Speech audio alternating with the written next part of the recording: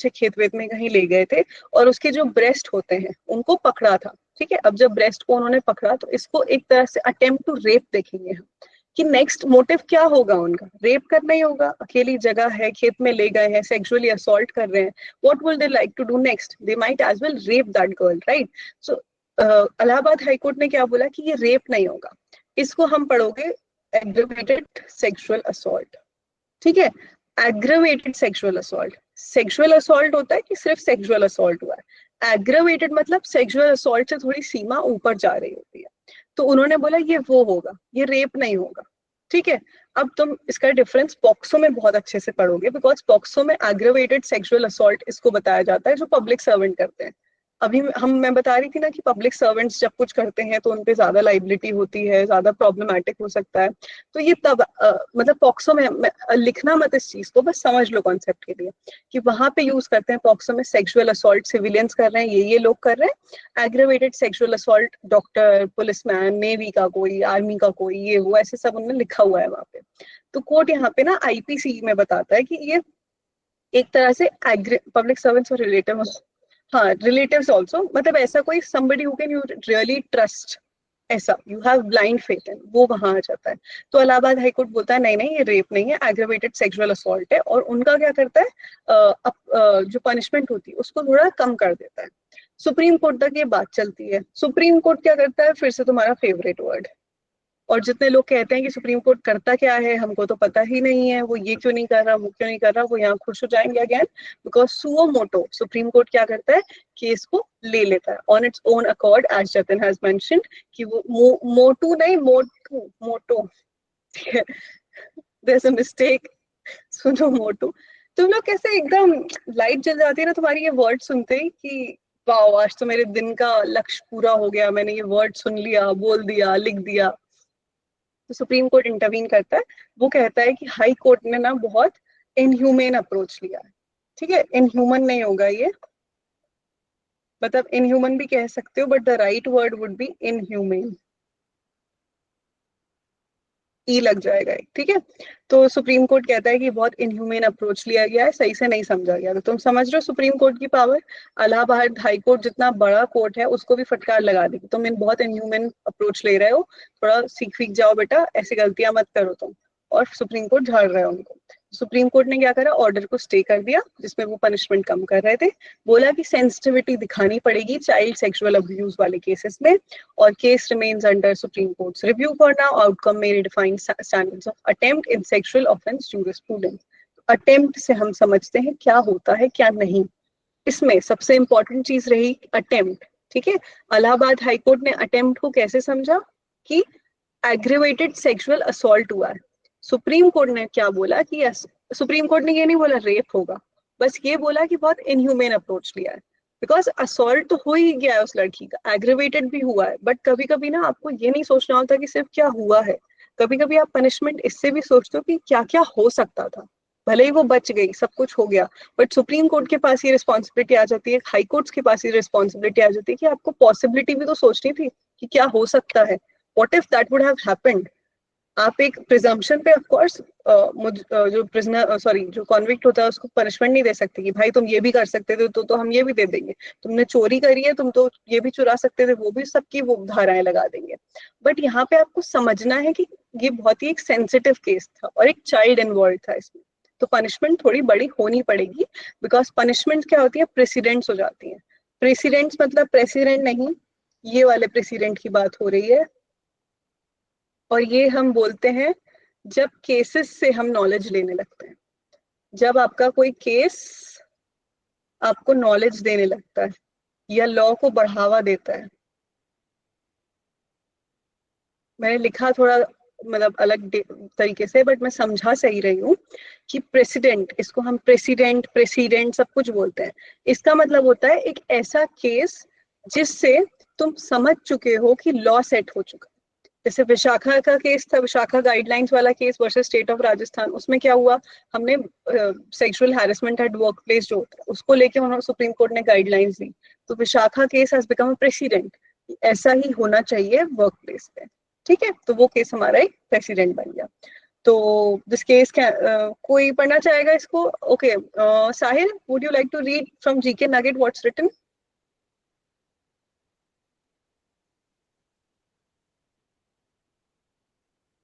शर्माओ नहीं, पढ़ो पढ़ो. If you're not comfortable, let me know. अच्छा, okay, you are in the library. Siddhant, would you like to read? No, you won't like to read. Mannat, would you like to read? Precedent. This one, GK Nugget. What's written here? Acha, which one? This case shows how the Supreme Court. The Supreme Court can act on its own suo motu. पूरा पढ़ो, पूरा paragraph.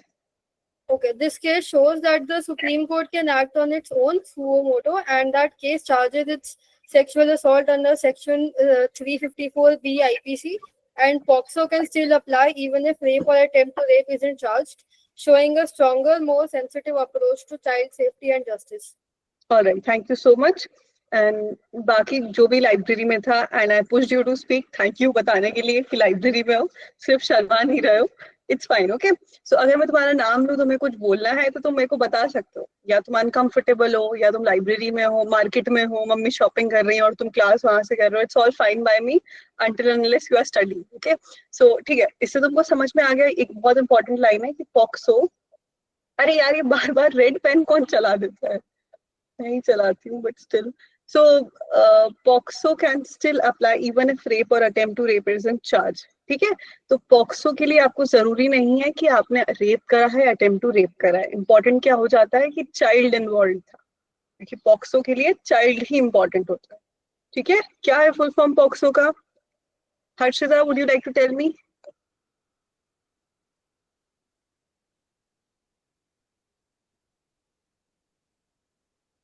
POCSO का full form, will you like to tell me? दिल तो बच्चा है जी. POCSO, POCSO नहीं भाई मेरे, पॉक्सो. पॉक्सो, पॉस्को नहीं होता कुछ. चलो ठीक है.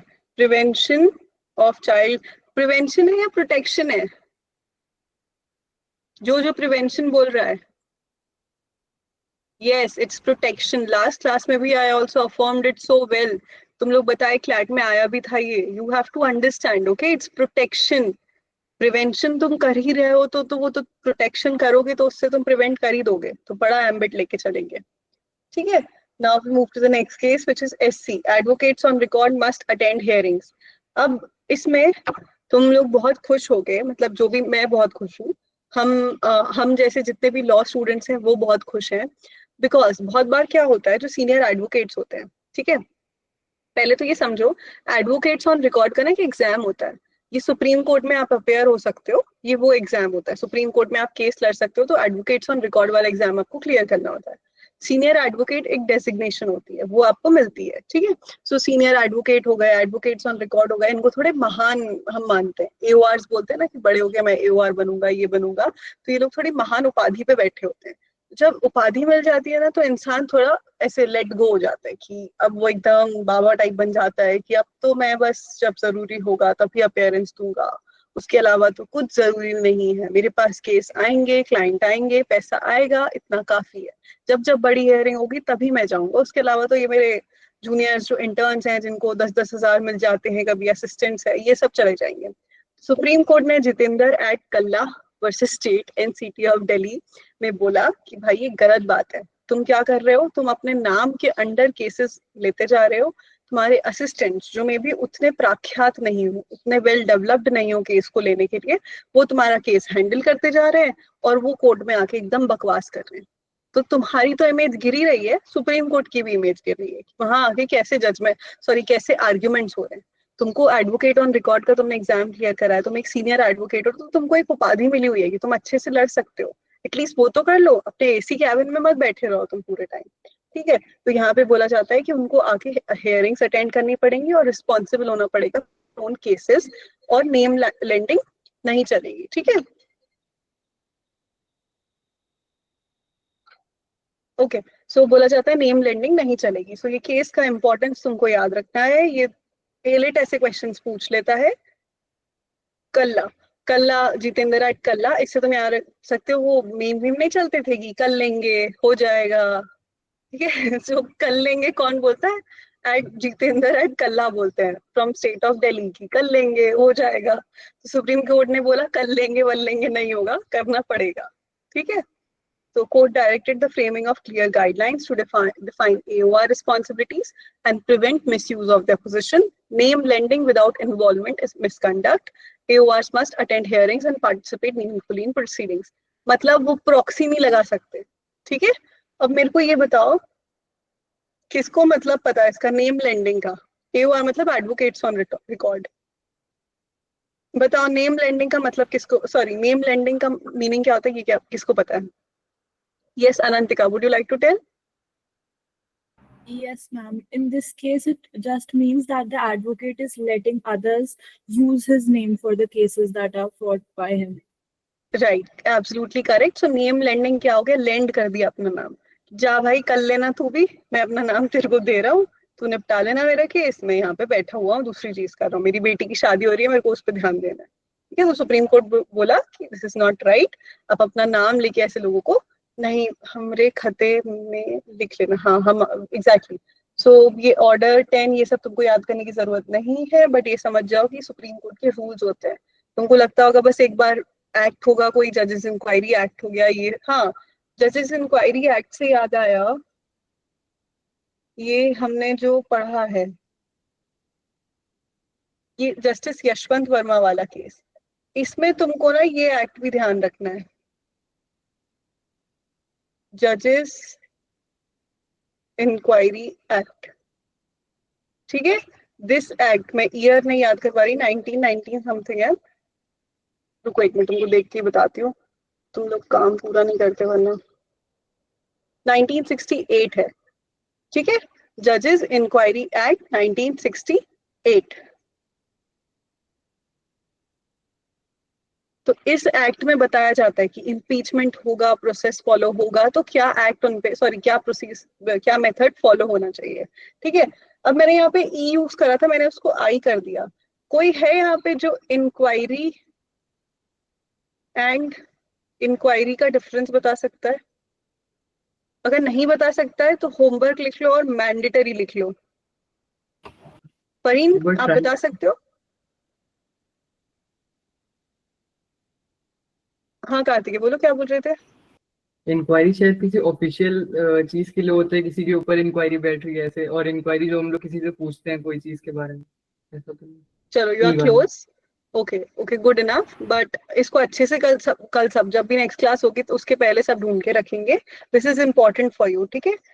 देखो ये चीज समझा करो, ये बहुत बेसिक चीजें होती हैं जो ना जब एग्जामिनर पेपर बना रहा होता है उसके मन में तो आएगा कि ये एक्ट चल रहा होगा जजेस इंक्वायरी एक्ट, तो उसको क्लिक होगा कि शिट इंग्लिश में एक और क्वेश्चन बन सकता है, इंक्वायरी और इंक्वायरी में क्या डिफरेंस है, तो वो तुम्हारे इंग्लिश लैंग्वेज में ये क्वेश्चन डाल देगा। तुम ये नहीं बोल सकते कि यार ठीक है क्या बोलते हैं, inquiry is use an official and that is informal, okay close enough, but मेरे को एग्जैक्ट डेफिनेशन चाहिए, ठीक है, फॉर्मल इनफॉर्मल। हाँ विशाल इज कमिंग क्लोजर। चलो ये हो गया, next we move to the next case which is justice Joymalya Bakshi sworn and as SC जज।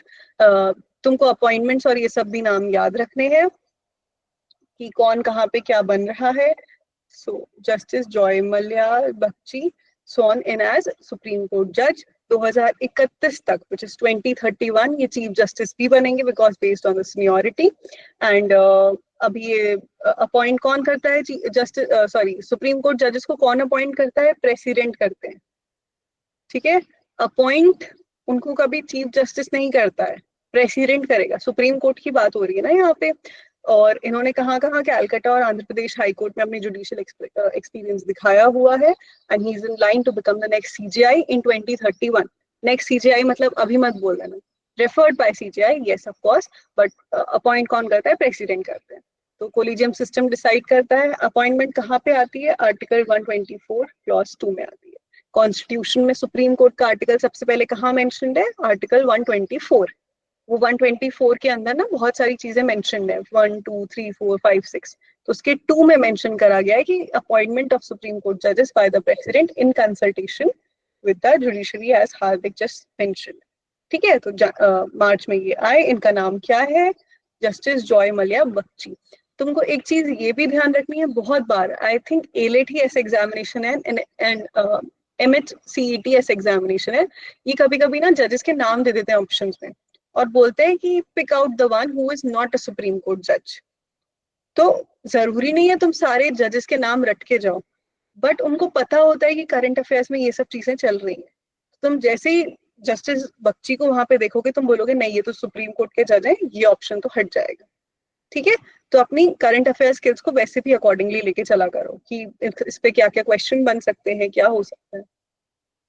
अब बहुत फन है बिकॉज मतलब थोड़ा सेंसिटिव भी है बट मेरे को थोड़ा फन लगा। Hair comment not sexual harassment. ठीक है, क्या हो गया था, एक ऑफिस में एक सीन होता है, तो एक एम्प्लॉय दूसरे एम्प्लॉय को बालों से रिलेटेड कुछ बोल देता है, वो उसका दिमाग खराब हो जाता है, बोल देता होगा यार तुम बाल वाल काट के नहीं आएंगे क्या, ऐसे बाल लेके आ गई, आज तुमने कोम नहीं करा, आज तुमने ऑयलिंग नहीं करी क्या, कंडीशनर नहीं लगाया, ये नहीं करा वो नहीं करा, ऐसे कुछ बोल देता होगा रैंडम रैंडम, तो उसका दिमाग खराब हो जाता है, वो पॉश में इस चीज को ले जाता है। ये क्या है, prevention of sexual harassment at work places act. ठीक है, इस एक्ट का फुल फॉर्म तुमको पता आना चाहिए। इसी पे मैं तुमको शुरू में बता रही थी, ब्रैकेट में दिया रहता है प्रिवेंशन, प्रोहिबिशन एंड रिड्रेसल, कि क्या होगा क्या नहीं होगा। ठीक है, तो पॉश के अंडर ना मैंडेटरी होता है कि कमिटीज बैठेंगी हर कॉर्पोरेट ऑफिस में या जहां भी कोई भी वर्क प्लेस होगा, वहां कमिटीज होनी चाहिए related to sexual harassment cases. ठीक है, तो ये वहां पे जाता है पॉश में कि मैम देखिए ना, सर देखिए ना, इसने मेरे बालों को ऐसे बोल दिया, ये बोल दिया। तुम नीचे देख लोगे कमेंट्स लाइक JCB फॉर, अरे यार फिर रेड पेन, एक second, JCB for your hair हो गया, और क्या हो गया, and a film song though in poor taste did not show sexual intent or cause discomfort initially। तो मैं गाना भूल गई यार, इसमें एक गाना भी वो गाता है बालों में जुए हैं, हाँ यही सब कुछ बोल दिया होगा उसने। एक और चीज था, वो कुछ गाना भी गाता है बालों को लेके, तो उसको बहुत अलग फील होता है। Now I am not just ridiculing कि ये पूरी तरह से गलत है, मस्ती में बोला होगा, ये बोला होगा। कभी कभी गर्ल्स डू नॉट लाइक कौन उनके साथ मजाक कर रहा है। बॉयज एज मेल्स आपको ये पता होना चाहिए कि आप जिस लड़की से मजाक कर रहे हैं उसने आपको ये अथॉरिटी दी है कि नहीं दी है। ठीक है, बाला वाला नहीं गाया होगा उसने, बट ये समझ जाओ कि बहुत बार ना ऐसा हो जाता है, like I tell you from my personal experience, if a girl is being friendly तो लड़कों को लगता है वो अपनी हद क्रॉस करके कुछ भी मजाक कर सकते हैं।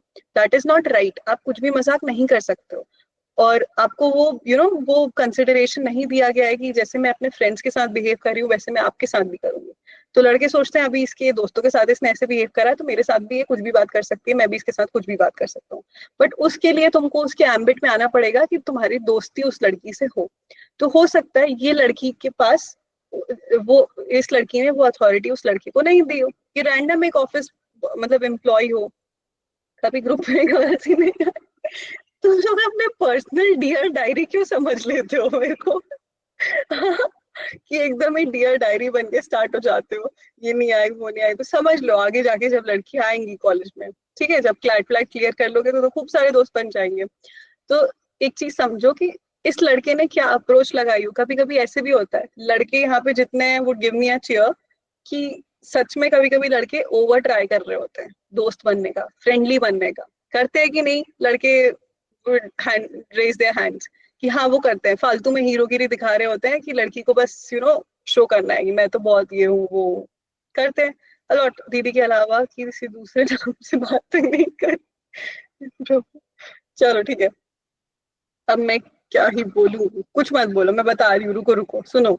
ठीक है, तो मतलब तुम अग्री करोगे कि लड़के ऐसा करते हैं, तो हम इस इशू को बहुत एकदम रिडिक्यूल नहीं कर रहे हैं, ये भी समझ रहे हैं कि वो लड़के ने हो सकता है लिमिट क्रॉस करी हो, और वो लिमिट क्रॉस करना पॉश ने समझ लिया हो। वो जो कमेटी बैठी होगी उसके ऑफिस में, उसने समझा कि हाँ ये गलत हुआ है, और फिर उसके बाद आगे भी ये केस गया, वहां भी ट्रायल कोर्ट में केस गया, ट्रायल कोर्ट ने भी बोला कि हाँ ये गलत है, आपको ऐसा नहीं करना था। Vinod Kachhave versus presiding officer ICC and another. ठीक है, विनोद कछावे, समझ जाओ नाम कैसे याद करोगे अब। Not every inappropriate remark constitutes POSH violation unless it crosses the threshold of sexual harassment as legally defined। अब इस सेंटेंस से तुमको क्या समझ में आएगा कि पॉश के अंडर सेक्सुअल हैरेसमेंट क्या क्या हो सकता है, किस किस प्रकार से हो सकता है। पर इस केस में बॉम्बे हाई कोर्ट ने बोला कि भाई कभी ना intent, context, reaction of the complainant at the time matter of the court evaluation बहुत जरूरी होता है। अब मैंने तुमको दो पर्सपेक्टिव बता दिए कि हो सकता है वो लड़की से सिर्फ मजाक कर रहा हो, ठीक है, जनरली ऐसे बोल दिया। हो सकता है वो लड़की को छेड़ रहा हो, दोस्त नहीं हो, लड़की ने बोला नहीं हो कि तुम मुझसे ऐसे बात कर सकते हो कुछ भी, बट फालतू में कुछ गाना गा दिया हो, बालों पे बोल दिया हो, ये कर दिया हो, वो कर दिया हो, एटसेट्रा एटसेट्रा, तो वो लड़की को नहीं पसंद आया, उसने पॉश में कंप्लेंट कर दी।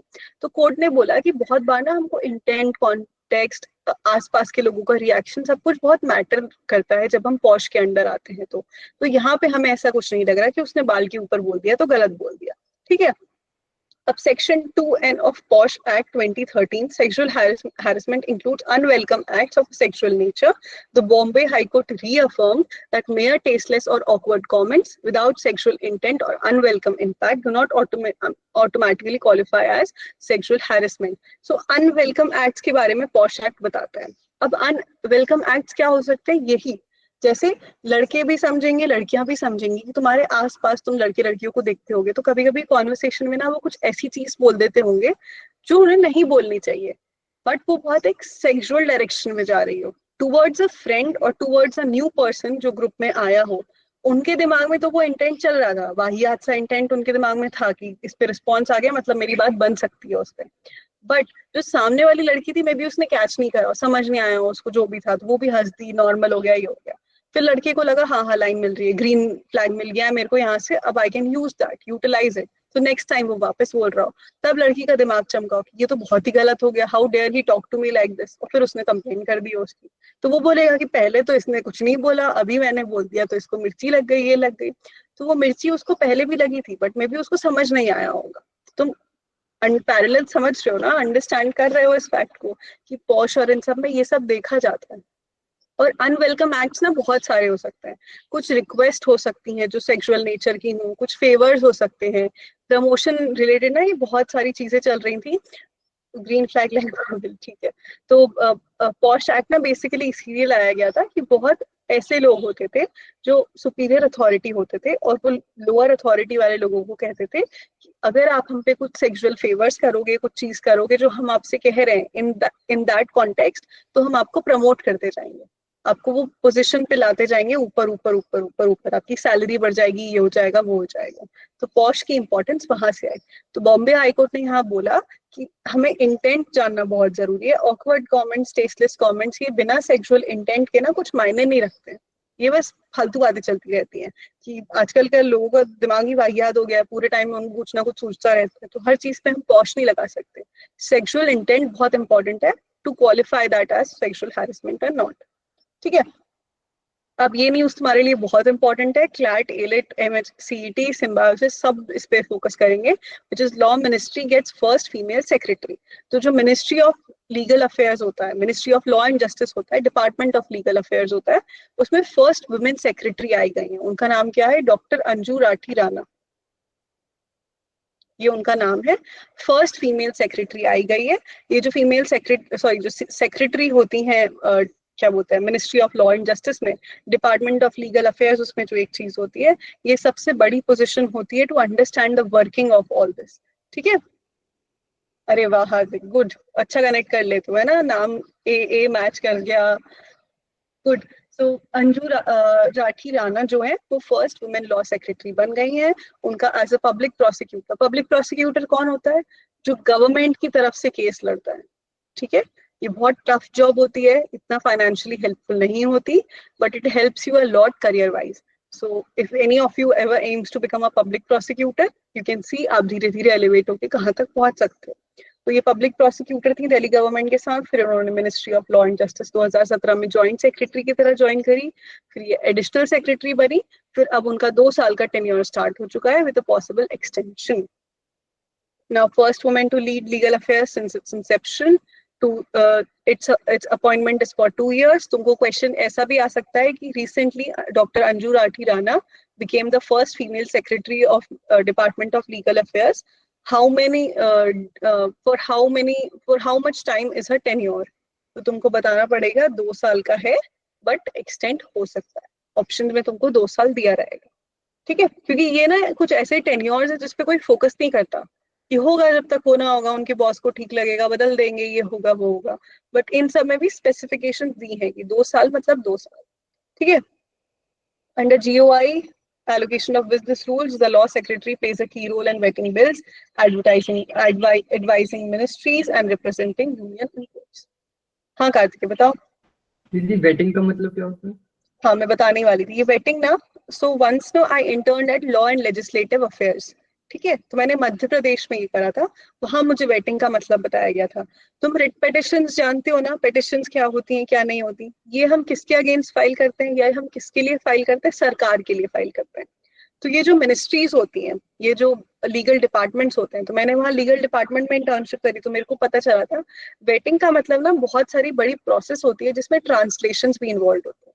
जैसे मध्य प्रदेश में तो ऐसे एज सच रीजनल लैंग्वेज कुछ है नहीं, बट समझो महाराष्ट्र में जो डिपार्टमेंट होगा, मराठी में वहां पे कोई कंप्लेंट कर रहा होगा, कोई पिटिशन फाइल कर रहा होगा, अब सीधे वो ही पिटिशन को आप हाईकोर्ट नहीं भेज सकते। तो वेटिंग में ये सब चीजें चल रही होती हैं, पूरी प्रोसेस को हम समझते हैं, लॉ देखते हैं, उसमें ट्रांसलेशन करते हैं, मराठी से इंग्लिश में ट्रांसलेशन होता है, ताकि अगर आपका वकील भी ऐसा है जिसे इंग्लिश नहीं आती, आप खुद ऐसे क्लाइंट हो जिसको इंग्लिश नहीं आती, दूसरी लैंग्वेज नहीं आती, तो वो सब चीज का प्रोसेस फॉलो करते करते वो वेटिंग बिल होता है। मतलब बिल तो मैं I am talking about, sorry here it is being talked about waiting of bills, कि बिल्स को कैसे वो ट्रांसलेट कर रहे हैं, ट्राई कर रहे हैं कि नोटिफिकेशन गैजेट इन सब में कैसे बनेगा। बट जनरली ये पेटिशंस को लेके होता है, कैसे उनकी डीलिंग चल रही होती है। मिनिस्ट्री को एडवाइस करना, यूनियन को कोर्ट्स में रिप्रेजेंट करना। यूनियन को कोर्ट्स में कैसे रिप्रेजेंट करेंगे, कोई बताएगा मेरे को? Anybody who can tell? Government of India के अगेंस्ट अगर कोई केस फाइल हुआ तो उसमें रिप्रेजेंट करेंगे उनको। Correct correct correct. सो जब आप केसेस पढ़ते हो जिनमें वर्सेस यूनियन ऑफ इंडिया लिखा रहता है, तो वो वर्सेस यूनियन ऑफ इंडिया में जो लॉयर्स होते हैं वो कहाँ से आते हैं, वो यहाँ से आते हैं। रितिका बताओ कोई क्वेश्चन? उस Ritika wants to pair with you, so she wants to share the screen with me, ये मतलब है क्या इसका? सॉरी दीदी बोल रही हो, सॉरी। ओके कोई बात नहीं, ठीक है। तो तुमको समझ आ गया? तो you versus union of India जो तुम पढ़ते हो केसेस में, वर्सेस यूनियन ऑफ इंडिया, जिसको शॉर्ट में यूओआई बोलते हैं, सारे जो बड़े बड़े केसेस तुम पढ़ते हो, तो यूनियन ऑफ इंडिया में जो कौन आएगा, कौन वकील होगा, एडवोकेट जनरल, सॉलिसिटर जनरल, ये वो ब्ला ब्ला, ये एडवोकेट बेटर, वो एडवोकेट बेटर, या फिर कुछ ऐसे स्टेट के अगेंस्ट कुछ क्राइम हो रहा है, ये हो रहा है, जैसे अनंतिका जस्ट मेंशन, इन सब के कौन कौन एडवोकेट्स होंगे यहाँ यहीं से आते हैं। ठीक है।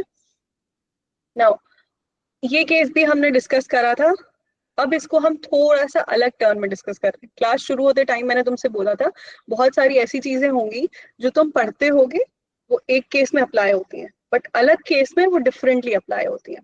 तुमने वो पढ़ा था इमरान प्रतापगढ़ी वाला केस हमने पढ़ा था, उसमें गुजरात में क्या हुआ था, उन्होंने वो एमपी थे गुजरात से, हमने लास्ट क्लास में पढ़ा था, वो एमपी थे गुजरात से, वो पोएट भी थे, वो रिसाइट कर रहे थे कुछ बढ़िया बढ़िया, तो बोल दिया गया कि नहीं नहीं ये बहुत गलत है, बहुत डेफोमेटरी है, इंसाइट करेगा, वायलेंस हो जाएगी, हेट्रेट हो जाएगी, एनिमोसिटी हो जाएगी, ये सब बोल दिया गया पुलिस ने।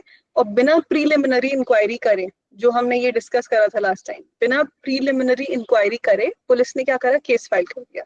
केस गया ट्रायल कोर्ट, ट्रायल कोर्ट ने सेम चीज बोली, सेम चीज हाई कोर्ट ने बोल दी गुजरात के, सुप्रीम कोर्ट ने बोला कि भाई तुम डायरेक्ट ऐसे केस नहीं कर सकते हो, सबसे पहले मैंडेटरी है तुम्हारे लिए कि तुम प्रीलिमिनरी इंक्वायरी करो। प्रीलिमिनरी इंक्वायरी में अंतर क्या होता है, एफआईआर के पहले होती है ये। तो जो मैं तुमको उस दिन बता रही थी कि तुम पुलिस को सीधे कॉल करके बोलोगे कि मेरे साथ ये हो गया, उस घर में ये हो गया, तो पुलिस सीधे वहां पे एफआईआर लिखने नहीं बैठ जाएगी कि ओ भाई का कॉल आ गया, नोट्स बनाने पड़ेंगे, ये नहीं करेगी पुलिस। पुलिस क्या करेगी, पहले उधर पे आएगी, एग्जामिनेशन करेगी, इन्वेस्टिगेशन करेगी कि सही है कि नहीं है, प्रोसीजर पूरा देखेगी कि हाँ ऐसा हुआ है कि नहीं हुआ है, फिर वो एफआईआर फाइल करेगी। तो सुप्रीम कोर्ट ने यहाँ पे बोला कि आईएएस ऑफिसर के अगेंस्ट एक केस हो गया था कि preliminary inquiry not mandatory before every FIR. अब ऐसा क्यों बोला, हम केस पढ़ेंगे. The Supreme Court ruled that a prelim inquiry is not required before registering FIRs in clear cases of cognizable offences like corruption. Cognizable offence का मतलब क्या होता है, जहाँ cognizance तुरंत ली जा सकती है. मैजिस्ट्रेट की परमिशन की हमको वेट नहीं करना है, हम तुरंत समझ गए कि हाँ हमको यहाँ पे क्या बोलते हैं, अपना दिमाग लगा के केस तुरंत लिखना पड़ेगा, हमको अप्रूवल का वेट नहीं करना है. अगर केस यूनियन ऑफ इंडिया के बीच में है तो